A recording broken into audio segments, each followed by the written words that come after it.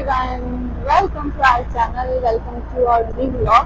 कैसे हैं आप सब लोग? होप सब ठीक होंगे, बढ़िया होंगे, बिल्कुल मजे में होंगे और हम सब बिल्कुल ठीक हैं। तो आज देखिए हम लोग कहाँ जा रहे हैं। जैसे कि आप देख ही रहे हो कि मैं ऑटो में कहीं जा रही हूँ। तो आज हम जा रहे हैं तारामंडल चीकू की डिमांड पे। तो बहुत हाँ क्या क्योंकि मेरी बहुत जिद थी।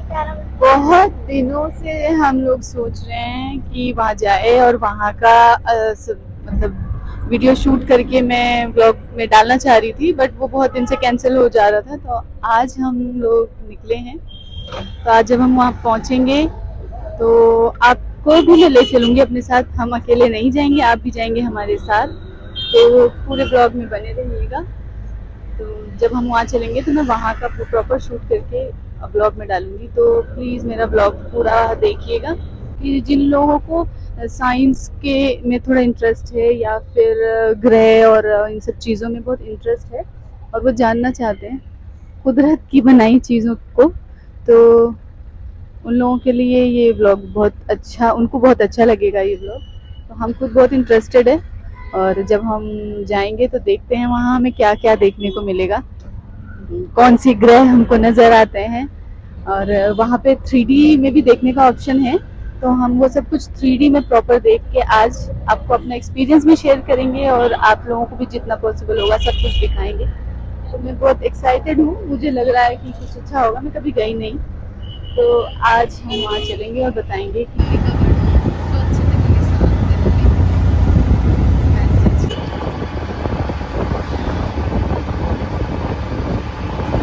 कितनी लंबी लाइन है। देखो ये टिकट के लिए ये लाइन लगी हुई है। वो रहा टिकट काउंटर।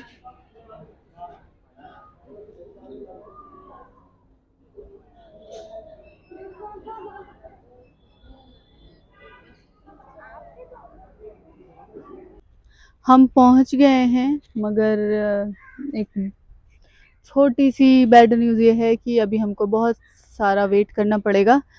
हमने घर से चेक नहीं किया था, अगर हम ऑनलाइन टिकट कर लेते तो बेटर ऑप्शन होता। अब क्या हो गया है कि वो फुल हो गया है, मतलब वो लिमिटेड बंदे ही लेते हैं अंदर।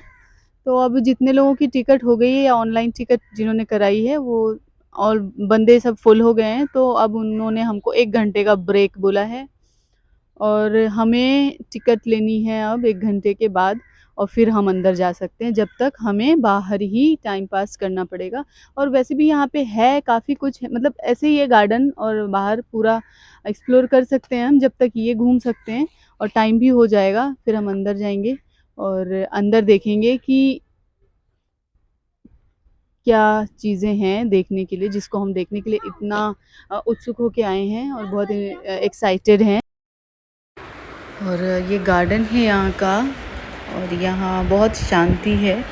थोड़ी देर आराम से मेडिटेशन किया जा सकता है। और ये हम आगे चल रहे हैं, पता करते हैं आगे। पीछे क्या है, प्रधानमंत्री संग्रहालय। इसके अंदर जाने के लिए भी हमें टिकट लगती है। ये रहा टिकट घर, अंदर जाके टिकट लेना है। और अंदर आने के बाद यहाँ पे और भी ऑप्शंस हैं। मैंने देखा तारामंडल के लिए अलग हमें टिकट लेनी है, वो वहाँ से जो अभी हमें लेनी है, हमने ली भी नहीं है। और ये जो पीछे है ये प्रधानमंत्री संग्रहालय, इसको भी हम अंदर से जाके पूरा एक्सप्लोर कर सकते हैं, बट हमारे पास इतना टाइम नहीं है तो आज तो हम जाएंगे नहीं। हम अब यहाँ जाएंगे किसी और दिन, क्योंकि वहाँ तारामंडल जाने का हमारा टाइम हो चुका है। तो हम आ गए हैं वापस टिकट के लिए, और फिर से उतनी लंबी ही लाइन मिली हमें, क्योंकि हम चले गए थे और वापस से लाइन उतनी लंबी हो गई है। बट शायद इस बार हमें टिकट मिल जाए, कि ये अंदर जितनी कैपेसिटी होती है सिटिंग की, उसी के हिसाब से ही ये टिकट अलाउड करते हैं। ये हम पहुंच गए हैं अंदर म्यूज़ियम में। यहाँ पे हर चीज़ की डमी की तरह बनाकर रखा है, जिसको देखकर मतलब उसके बारे में सब कुछ डिटेल में लिखा है, प्रोजेक्ट बना के रखा हुआ है। आप सबकी नॉलेज अच्छे से ले सकते हैं। ये पूरा बहुत बड़ा म्यूज़ियम, और जो शो है वो एक्चुअली कहीं और है। और ये यहाँ हम पहुँच गए हैं। यहाँ पे हमको प्लैनेट्स वगैरह के बारे में अच्छे से डिटेल मिलेगी। ये जो डोम सा दिख रहा है इसमें सारा शो चलेगा। The universe is the greatest of all mysteries, and the answers that will unlock its secrets await new discoveries, perhaps by future scientists watching this show right now.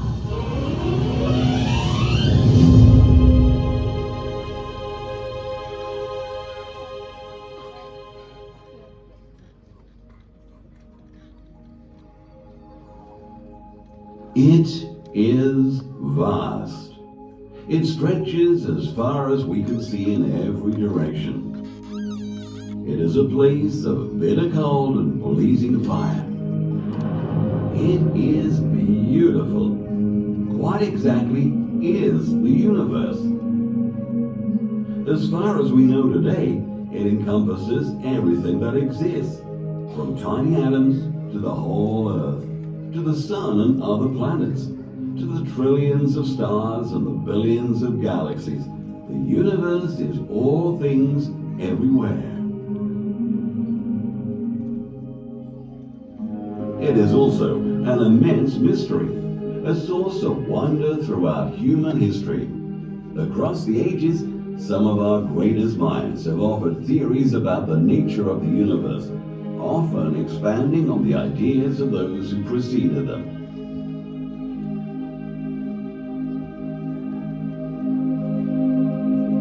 Today's story of the universe might appear strange to the great astronomers of the past.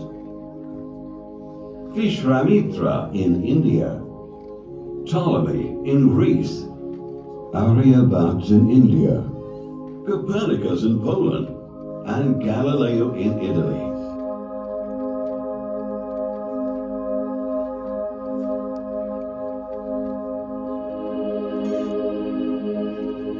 We are not sure how the universe came into existence. Some believe that it was created in the remote past, and others say that it has always been around. Present-day science estimates that the universe is about 14 billion years old, and suggests that it exploded into being in a Big Bang.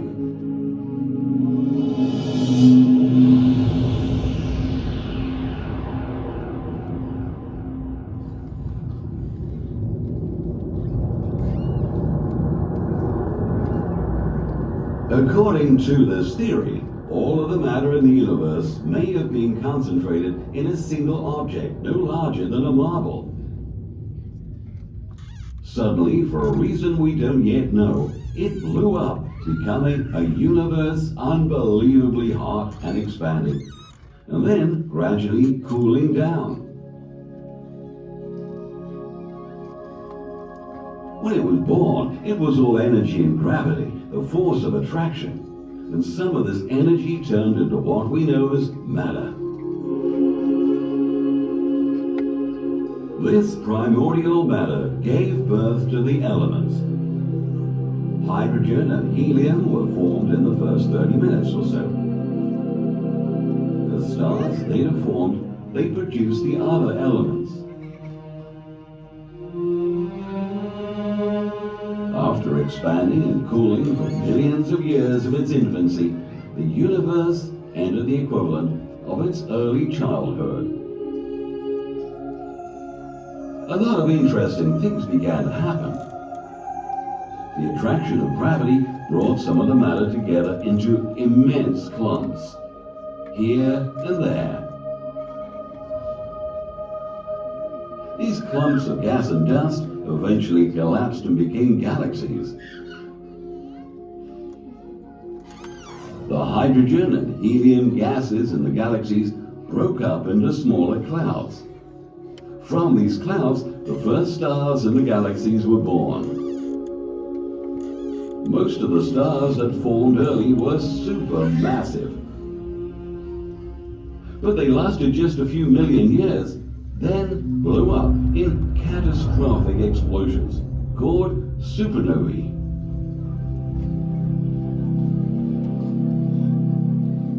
Curiously, all the elements to form life were produced inside the hot interiors of these massive stars. When they exploded, those elements were flung out into the extreme coldness of interstellar space. The blast of these supernovae also triggered the formation of new stars, the second generation.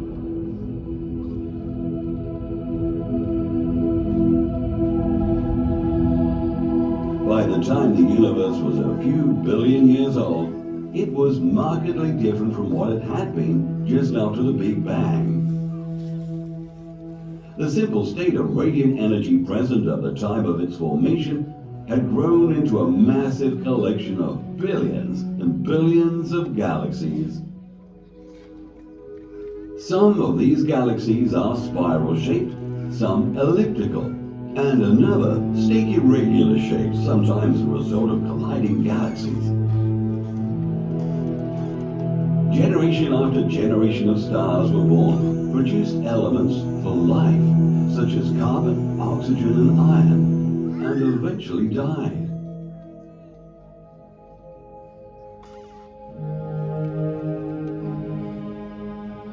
As it has continued to expand for billions of years, the universe has become thin and dispersed and extremely cold. Hundreds of years ago, we believed that Earth was the center of the universe. Then science proved that our planet and other planets actually revolve around our sun.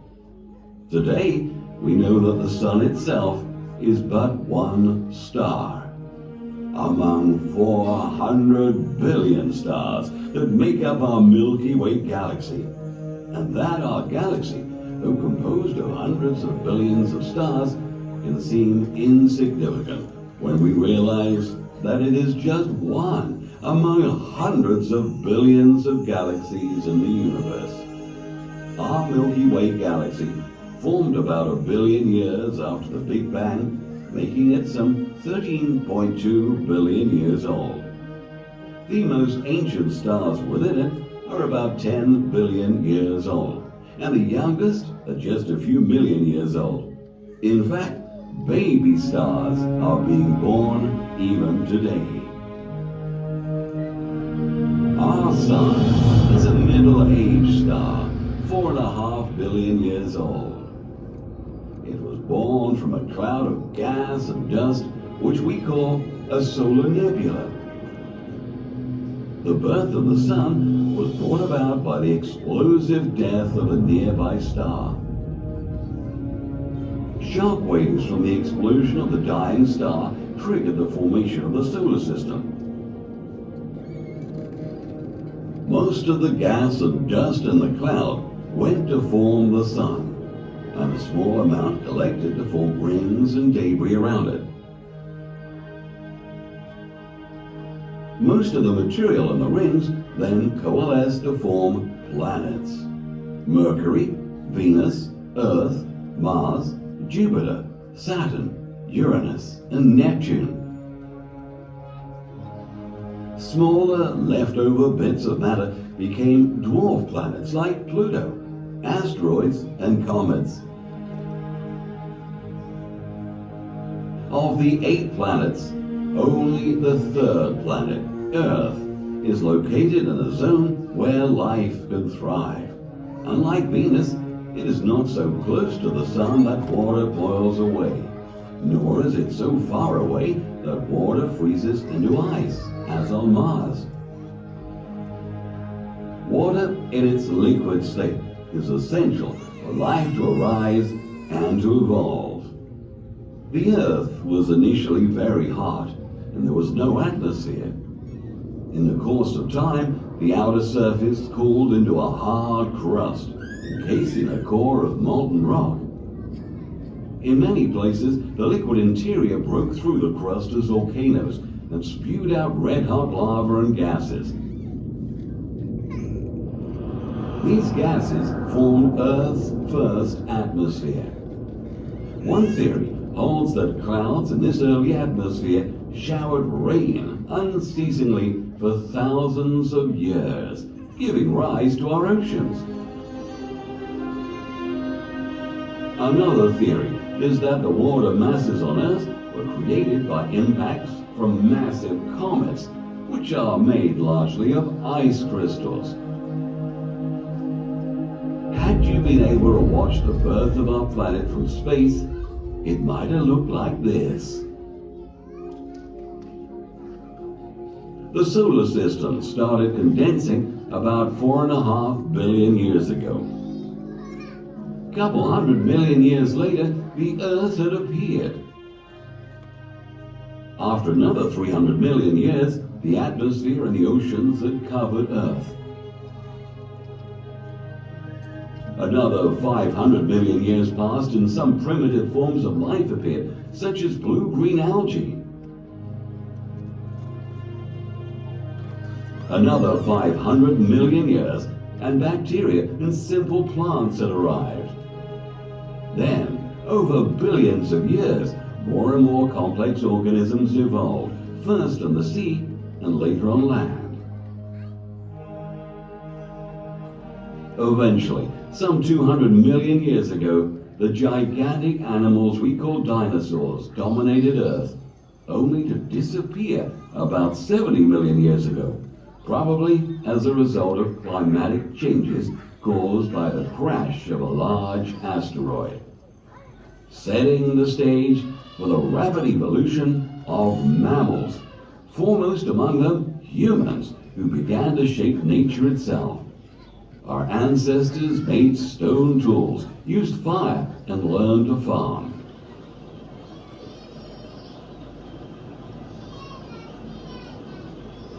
From wanderers and gatherers, we became settlers. As life became easier, people had a lot of time to look at the sky.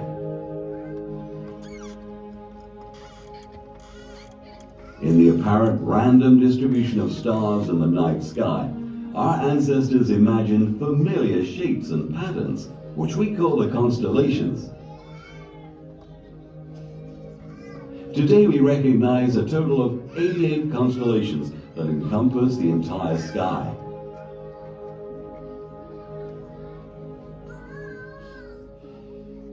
Twelve of these are called the zodiacal constellations. Together, they form a belt running across the sky. The sun, the moon, and the planets appear to travel through the belt of the zodiac.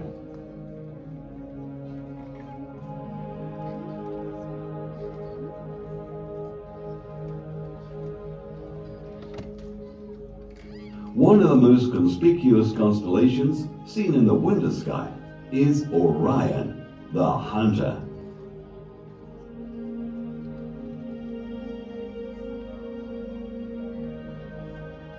A little to the west is the celestial bull Taurus, a zodiac constellation. Taurus appears to be attacking Orion, the hunter.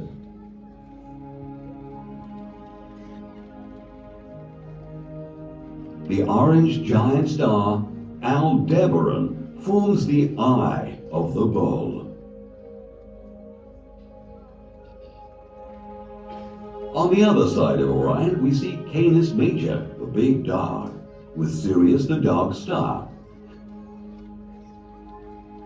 Sirius is the brightest star in the sky, and there above is the puppy dog, Canis Minor, with its bright star Procyon. Early humans lived close to wild animals, and they saw them in the night sky as well, such as the bears. There's the big bear, Ursa Major, and nearby the baby bear, Ursa Minor. As we've seen, two stars from the body of the big bear point straight to this tail star of the little bear, which is the North Star Polaris.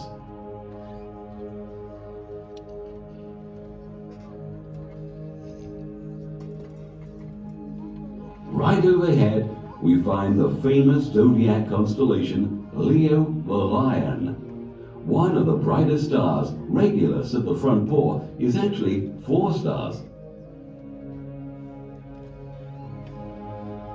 And Denebula at the tail is a relatively young star. In the southern skies, we see the ancient ship Argo.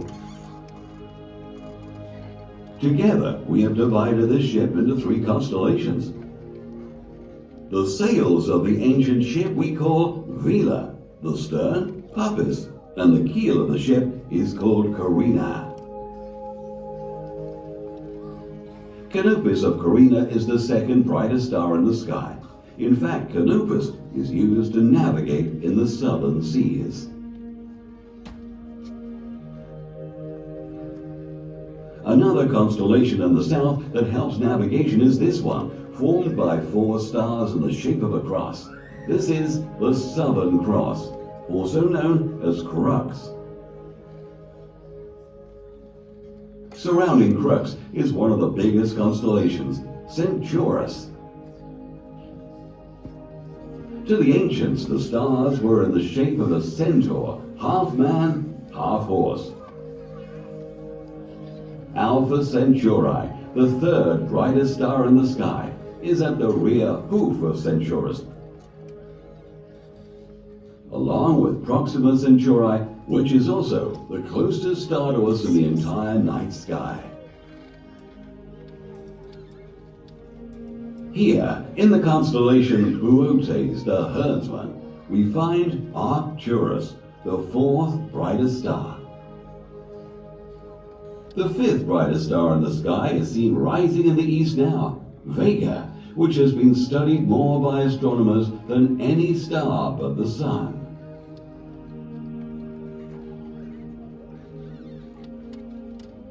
With 2 other bright stars, Deneb of Cygnus and Altair of Aquila, Vega forms a famous celestial threesome called the Summer Triangle, which rises each May, signifying the approach of the summer season.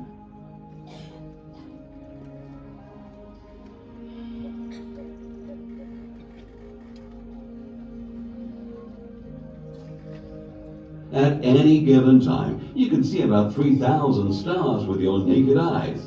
A few very bright, some dim, and lots of stars barely visible. They're just a small fraction of the 400 billion stars in our Milky Way galaxy. To express the vastness of our universe, we use the term light year, the distance light can travel in 1 year. Our solar system is 300 light years from the center of the Milky Way galaxy. Andromeda Galaxy, which is the farthest object that the naked eye can see, is some 2 million light years away. And Andromeda is the closest major galaxy to us. Beyond it are more than 100 billion galaxies stretching across billions of light years.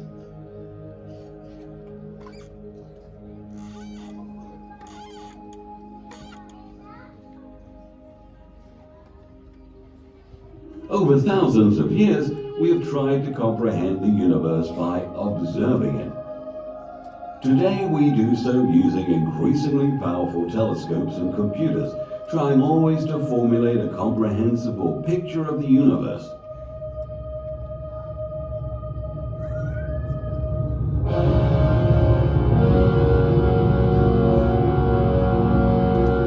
One great question fascinates us. Is there other life out there?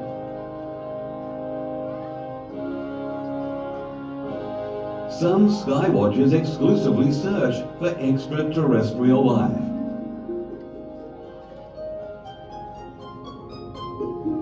Recently, we've discovered that many stars have planetary systems around them. Some astronomers estimate there may be a billion places in the universe which can support life. But as of now, we have discovered no evidence of life elsewhere in the universe.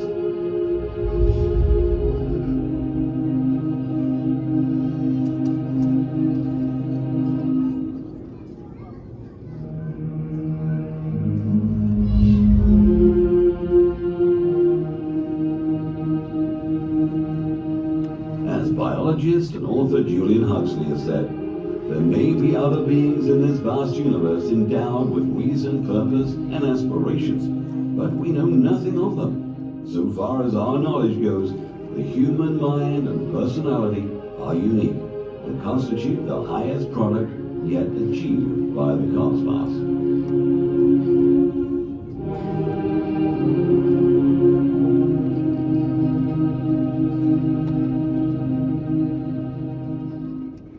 Man is that process of reality, said Huxley, in which and through which the cosmic process has become conscious and has begun to comprehend itself. As Huxley suggests, the universe does not exist out there independent of us. We are inescapably involved in what appears to be unfolding before us. We are small participants in a universe of extraordinary scale. Our future as a species is intimately connected with the future evolution of the universe.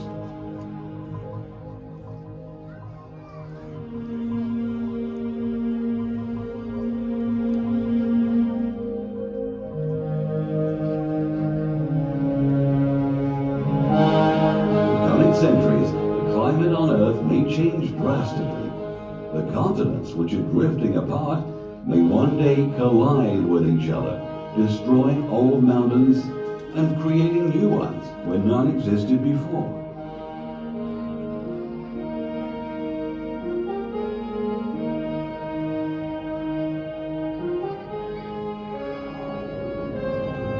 A huge asteroid could hit the Earth, as happened in the age of the dinosaurs.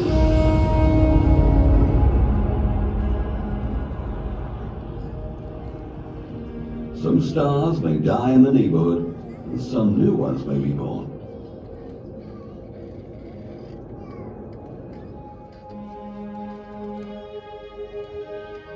After billions of years, the sun itself may expand into a red giant, engulfing the Earth and beyond.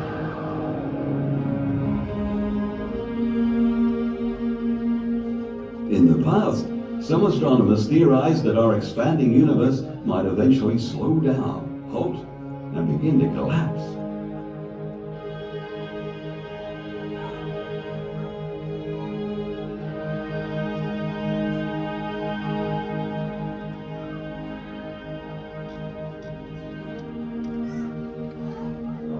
But that theory may be in question because of the recent discovery of what astronomers call dark energy and dark matter.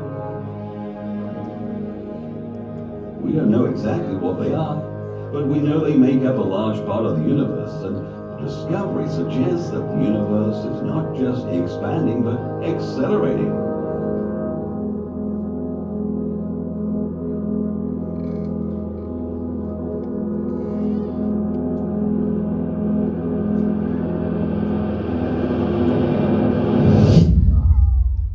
Who knows what future generations might discover? They are likely to have an entirely different understanding of the universe than we do. As each great mystery is solved, another arises. That's the beauty of science.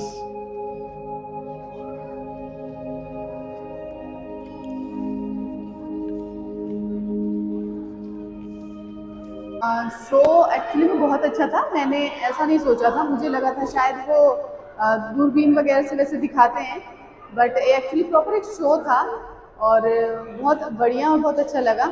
शुरुआत से ही कैसे universe create हुआ है सब कुछ दिखाया गया है और अब भी कैसे एक्सपेंड हो रहा है, क्या हो रहा है, सब कुछ काफ़ी नॉलेज की चीज़ें थी और बहुत एंटरटेनिंग भी था। और कुछ देर के लिए तो हम भूल गए बाहर की दुनिया को और सब कुछ ऐसे ही लग रहा था यूनिवर्स ऐसा होता है और वैसा होता है, तो बहुत मज़ा आया। और बट हम लोग 3D में नहीं देख पाए क्योंकि वो वाला स्लॉट हमको मिला नहीं और बहुत वेटिंग थी उसके लिए, तो इसलिए हमने 2D में देखा है। और अगर हम 3D में देखते तो शायद बहुत मज़ा आता, सब कुछ अलग ही लगता फिर, तो ये भी बहुत अच्छा। मेरा आपसे एक सवाल है कि प्लैनेट के बारे में, कि सबसे ज़्यादा गर्म प्लैनेट कौन सा होता है, सबसे ज़्यादा बड़ा प्लैनेट कौन सा होता है और सबसे ज़्यादा ठंडा प्लैनेट कौन सा होता है। गाइस आपको मेरे को कमेंट करके बताना है प्लीज़। और मैं आपको ये बताऊंगा ब्लॉग के लास्ट में। तो गाइस जो हमने आपको दिखाया वो इतना अच्छा था बस ब्लॉकबस्टर। मतलब टाइमिंग डिफरेंट है, हमारे पास टाइमिंग हम और 2 घंटे वेट नहीं कर सकते थे, इसलिए अदरवाइज 3D में देखते तो और मजा आने वाला था। बट सवाल था कौन सा सबसे ज्यादा गर्म प्लेनेट है? उसका आंसर है वीनस। अब मैंने पूछा था और कि सबसे ज्यादा बड़ा प्लेनेट कौन सा है? वो है जुपिटर। और सबसे ज्यादा बड़ा मीन्स ठंडा प्लेनेट कौन सा है? वो है यूरेनस। तो अगर आपको पता था तो गुड, और नहीं पता तो कोई बात नहीं, अब आप जान चुके हैं, वही अच्छी बात है। आज का हमारा ब्लॉग यहीं तक था। हमने आपको अपने साथ साथ तारामंडल की पूरी सैर कराई, सब कुछ दिखाया। और आपको कैसा लगा और आप भी कमेंट में बताइएगा। हम मिलेंगे अगले ब्लॉग में, तब तक के लिए बाय बाय। अपना ध्यान रखें और हमारे चैनल को प्लीज़ लाइक करें, शेयर करें और सब्सक्राइब करें। प्लीज़ गाइस हमें सपोर्ट करें और हमारे ब्लॉग को प्लीज़ पूरा देखें। Thank you, bye bye.